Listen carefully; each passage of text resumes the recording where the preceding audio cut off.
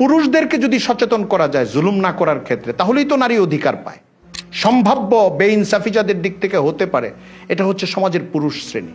তারা যদি অডিয়েন্স হয়, তারা যদি আলোচক হয়, তারা যদি সচেতন হয়, তারা যদি অধিকারটা পৌঁছে দেওয়ার ব্যাপারে মানসিকতা তৈরি করে রাখে, তাহলে সমস্যা কোথায়? মঞ্চে নারী উঠালে কি লাভ? বাংলাদেশে কত নারী সংগঠন, নারীরাই পরিচালনা করে, একদম টপ টু বটম নারীরাই বসে। ধর্ষণ বন্ধ হয়েছে এই দেশে, যৌতুক বন্ধ হয়েছে, জুলুম বন্ধ হয়েছে। আসলে ওইখানে 5 বা 6 জন যে পুরুষরা রয়েছেন, বড় বড় আলেম এবং বড় বড় ইসলামী ব্যক্তিত্ব, এখানে যদি আরো 3 জন নারীকে বোরকা আবৃত, হেজাব আবৃত অবস্থাতেই আনা হতো, তাহলে পরের প্রশ্ন উঠতো যে পুরুষ 6 জন, নারী 3 জন কেন? এরপরে যদি আপনি 6 জন নারীকে আনতেন, 6 জন পুরুষ 6 জন নারী, বা 5 জন পুরুষ 5 জন নারী, যে সব হেজাব পরা নারীদেরকে নিয়ে আসলেন আর এদিকে টুপি পরা পুরুষদেরকে নিয়ে আসলেন, তাহলে হেজাব না পরে যারা, হেজাব পরে না সাধারণ পোশাকের, তাদের ভূমিকা প্রতিনিধিত্ব কে করবে? তাদেরকে কেন আনলেন না? এরপরে বলা হতো আপনি ট্রান্সজেন্ডার নারীদেরকে কেন আনলেন না? তাদেরকেও যদি আপনি আনেন, তারপরে বলবে এলজিবিটি কিউদেরকে কেন আনলেন না? তো এদের এইসব প্রশ্নের সমাধান আপনি কিভাবে করবেন? আসসালামু আলাইকুম রাহমাতুল্লাহি ওয়া বারাকাতুহু। ওয়ালাইকুম আসসালাম ওয়া রাহমাতুল্লাহি ওয়া বারাকাতুহু। গত 23শে আগস্ট 2025 শনিবার ইনসাফ ফাউন্ডেশনের আত্মপ্রকাশমূলক একটা সেমিনার আমরা দেখতে পেলাম। কি উদ্দেশ্যে এটি প্রতিষ্ঠিত হয়েছে, সেমিনারটি কতটুকু সফল হলো, আর আমরা দেখতে পাচ্ছি সেমিনারের মঞ্চের ছবি দিয়ে এক শ্রেণীর মানুষ বলতে চাচ্ছেন যে এখানে ইনসাফ কোথায়, নারীর রিপ্রেজেন্টেশন নেই মঞ্চে অথবা উপবিষ্ট অডিয়েন্সে, এজন্য তারা বলতে চাচ্ছেন এখানে আসলে ইনসাফটাই হয়নি। তো এই বিষয়ে আমরা আপনার মতামত জানতে চাচ্ছিলাম। আপনি সুন্দর এবং দরকারি একটি প্রসঙ্গ উত্থাপন করেছেন। গত 23শে আগস্ট রাজধানীর কৃষিবিদ ইনস্টিটিউট মিলনায়তনে ইনসাফ ফাউন্ডেশন নামে একটি প্রতিষ্ঠান তাদের আত্মপ্রকাশমূলক সেমিনার আয়োজন করেছে, অনুষ্ঠান হয়েছে। এখানে উপস্থিত থাকার সুযোগ আমারও হয়েছিল। এই প্রতিষ্ঠানটি আসলে প্রতিষ্ঠিত হয়েছে নারীদের অধিকার, মর্যাদা, সম্মান, নিরাপত্তা এসব নিয়ে কাজ করার জন্য। সেই হিসাবে সেমিনারের প্রাথমিক সাফল্য বলতে যা বোঝানো হয়, ভালো উপস্থিতি ছিল এবং বিভিন্ন মহলের উপস্থিতি ছিল, এবং হলের পেছন দিকে পর্দায় ঘেরা ছিল বা পর্দা দিয়ে আলাদা করা ছিল, কিন্তু একই হলে নারীদের একটা বিপুল অংশগ্রহণ ছিল। গোটা সেমিনার সুন্দর, তার বক্তব্য, প্রবন্ধ সব উপস্থাপিত হয়েছে। সেমিনার সুন্দর।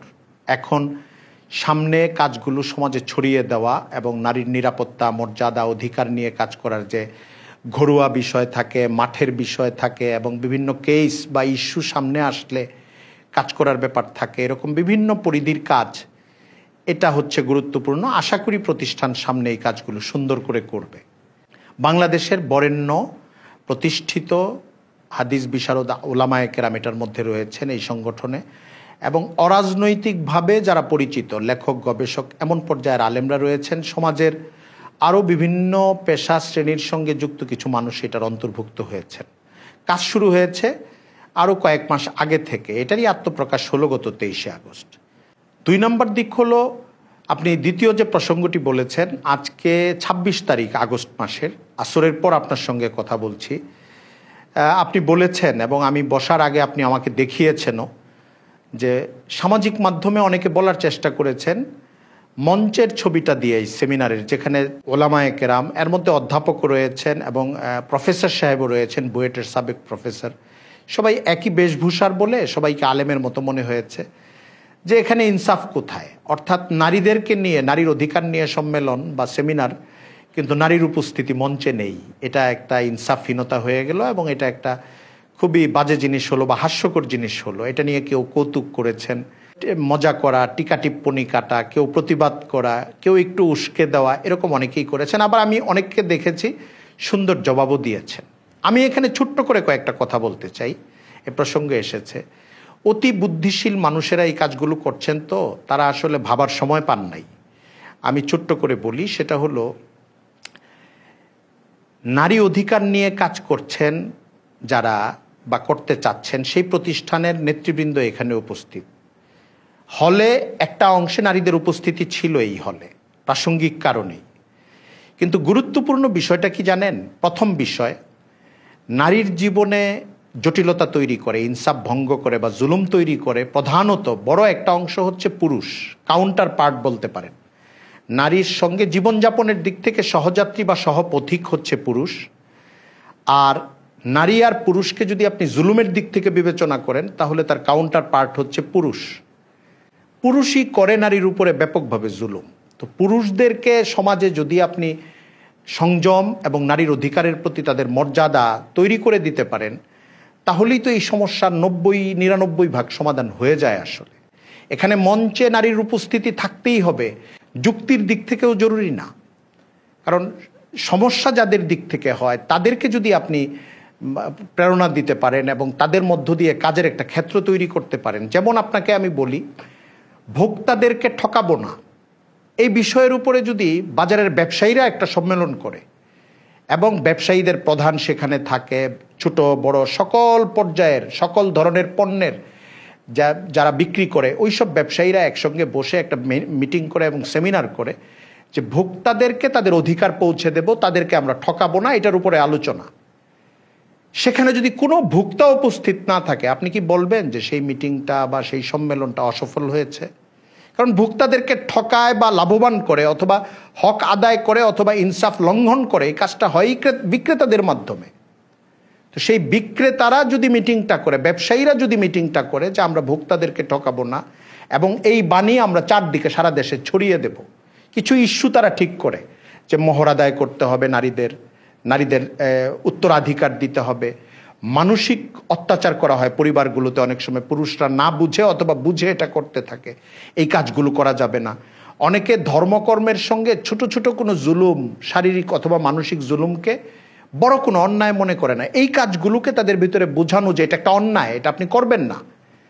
তো এই কাজটা যদি পুরুষদের মধ্যে প্রচার হয় এবং বক্তব্য যারা দিচ্ছেন সবাই পুরুষ হন, পুরুষ সমাজকেই যদি খেতাব করে বলেন যে আপনারা অধিকারটা লঙ্ঘন করবেন না নারীদের, আপনারা ইনসাফটা রক্ষা করবেন, তাহলে এখানে সমস্যা কি?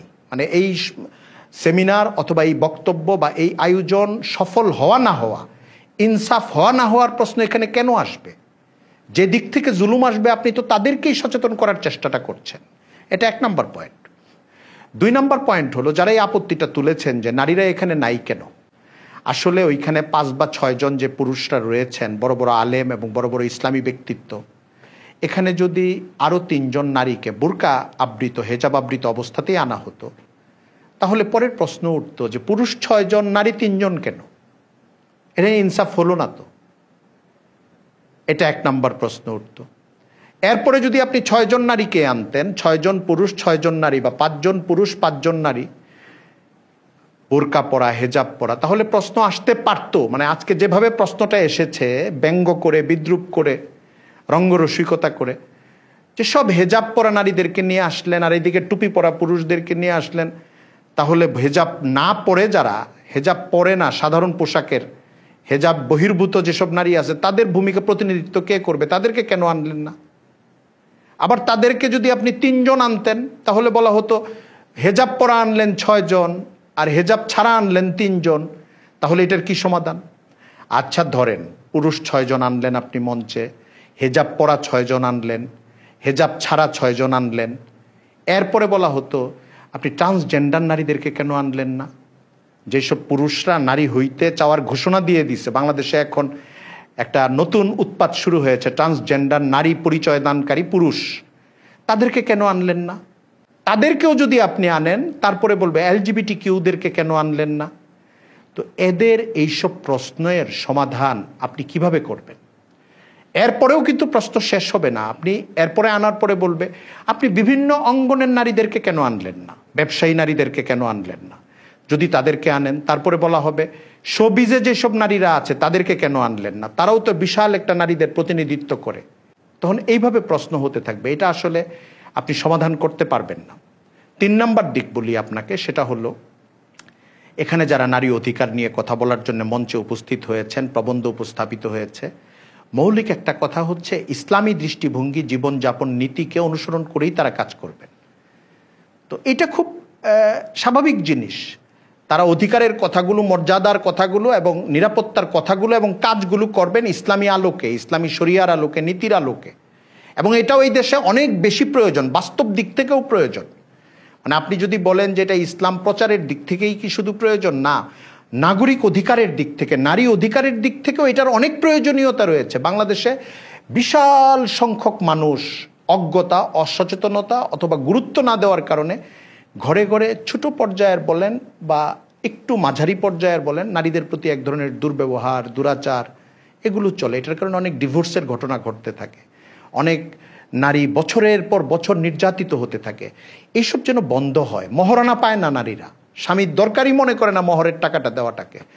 এবং দুই দিকেই ধার্মিক মানুষ দেখা যায় পোশাকিভাবে এবং অন্যান্য আচরণের দিক থেকে, ইবাদত আমলের দিক থেকে, কিন্তু ভাই তার বোনকে মিরাসের সম্পদ দিচ্ছেন না, এটা ঘটতে থাকে। আর মোটা দাগের নারীর নির্যাতন, যেটা কর্মক্ষেত্রে নারীকে হেনস্থা করা, যৌন হেনস্থা করা, ধর্ষণ করা, আমাদের দেশে এই অনিরাপত্তাগুলো এবং ভয়ঙ্কর পর্যায়ের যে নারীর জুলুম, এই ঘটনাগুলোও ঘটছে, আপনারা দেখছেন, এটার সংখ্যাও বাড়ছে।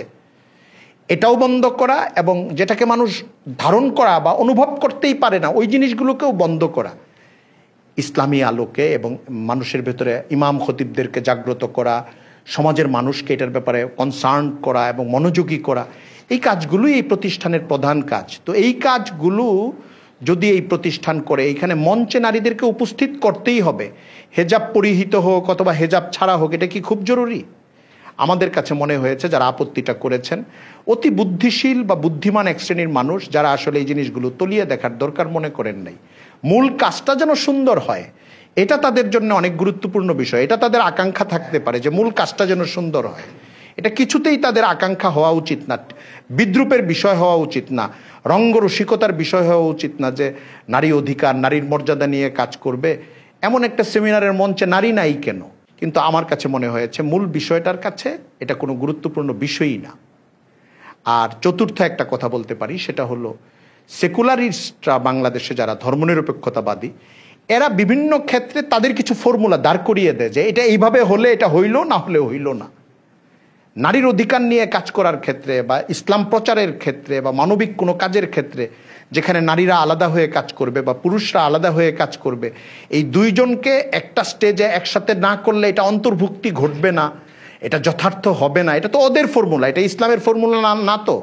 ওদের ফর্মুলা কি বাংলাদেশের 85% মানুষের মেনে নিতে হবে? এটা জরুরি। তাদের এই মাইন্ডসেট তৈরি হয়েছে কিভাবে? তাদের এই মানে একটা অনভিপ্রেত, অনধিকার চর্চামূলক একটা মানসিকতা তাদের ভিতরে কি কারণে তৈরি হলো যে তাদের মতো করেই উপস্থিতি ঘটাতে হবে, তাদের মতো করেই প্রতিনিধিত্ব করতে হবে, তাদের মতো করেই সংখ্যার বিচার করতে হবে, তাদের মতো করেই জিনিসটার সজ্জাদার করাতে হবে? এরকম তো না। ইসলাম একটা বিধান দিয়েছে, নারীদের জন্য এমন অনেক মজলিস হতে পারে যেটা নারীরা করবেন, পুরুষদের জন্য এমন অনেক মজলিস হতে পারে যেটা পুরুষরা করবেন। কিন্তু আপনি প্রশ্ন উঠিয়েছেন নারী অধিকার নিয়ে সেমিনার, কিন্তু মঞ্চে নারী নেই, দরকার নেই। নারী উপস্থিতি ছিল, পর্দার আড়ালে ছিল, কিন্তু মঞ্চে উপস্থিতি এই জন্য দরকার নেই। আমি আবারও প্রথম কথাটা বলি, পুরুষদেরকে যদি সচেতন করা যায় জুলুম না করার ক্ষেত্রে, তাহলেই তো নারী অধিকার পায়।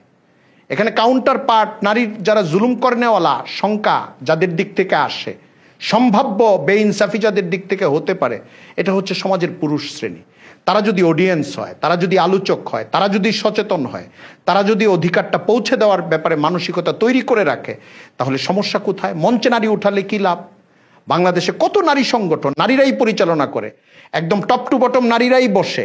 ধর্ষণ বন্ধ হয়েছে এই দেশে, যৌতুক বন্ধ হয়েছে, জুলুম বন্ধ হয়েছে, কাজের কথা বাদ দিয়ে খুচাখুচির মধ্যে এরা ব্যস্ত হয়েছে। এবং সকলের কাছে যেটা দোয়া চাই, ইনসাফ ফাউন্ডেশন যেন সামনের কাজগুলো সুন্দর করে করতে পারে। দাম্পত্যের কোথাও কোনো বিশৃঙ্খলা ঘটলে সেখানে সুন্দর সমাধান দিতে পারে, যৌতুক নিয়ে জটিলতা তৈরি হলে যেন এটা দূর করতে পারে, মানুষকে কয়েকভাবে কাজ করার ক্ষেত্র থাকে, চাপ তৈরি করা, পরামর্শ দেওয়া, দুই পক্ষের সঙ্গে বসা, এবং মহরানা আদায় করার ক্ষেত্রে স্বামীদেরকে বুঝাইতে পারে, অথবা সারা দেশব্যাপী ইমামদেরকে, খতিবদেরকে এই প্রেসক্রাইবটা করা যে আপনারা সব জায়গায় নারীরা যেন উত্তরাধিকার পায়, নারীরা যেন তার মহরানাটা পায়। কর্মক্ষেত্রে নারী যেন, যারা কাজ করবেন তারা হেজাবটা রক্ষা করতে চাইলে যেন রক্ষা করতে পারেন। ক্যাম্পাসগুলো থেকে যেসব বোনেরা পড়ে, হেজাব পালন করুক অথবা না করুক, যৌন নিরাপত্তা, নারীর নিরাপত্তাটা যেন সবাই পায়। আর হেজাব যারা করবেন তারা যেন হেজাব করার অধিকারটা পায়, তাদেরকে যেন কেউ টিকা টিপ্পনি, বিদ্রুপ না করে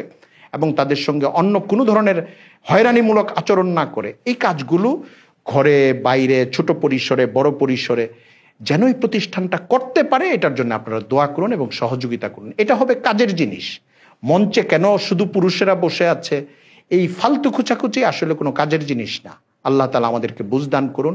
ওয়া আখিরু দাওয়ানা আনিল হামদুলিল্লাহি রাব্বিল আলামিন।